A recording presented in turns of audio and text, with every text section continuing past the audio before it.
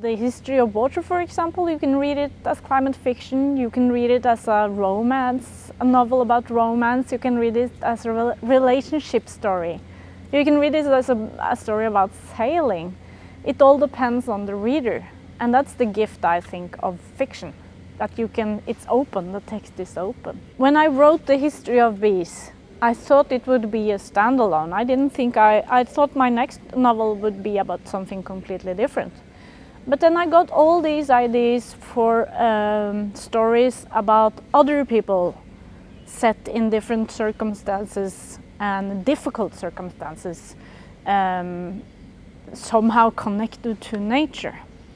One of the stories, it was sort of started like an image. It was an image of an elderly woman standing by a waterfall being really angry.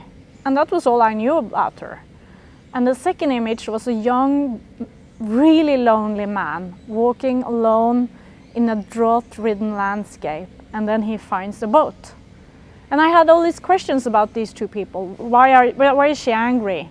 How has her life been? And him, why is he lonely, and what's with the boat? And then I realized they were part of the same story, and that was what connected them was water. So when I knew that, I didn't look back. I started to write it. I knew quite soon realized how it would have to sort of be, even though a lot happens, of course, when I actually sit and write. In The History of Water, I actually tell a story about internal European refugees. And for a lot of readers, I think that makes it closer. We already have climate refugees in the world today, but in my story we have them in Europe as well. And that's I think that's a strong thing for a lot of readers, and it was for me as well when I wrote.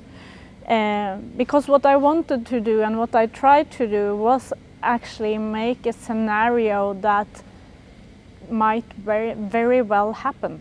If we don't stop global warming, if we continue towards 3 or 4 degrees, we could very well have a scenario like this with a completely drought in Southern Europe, and that is terrifying.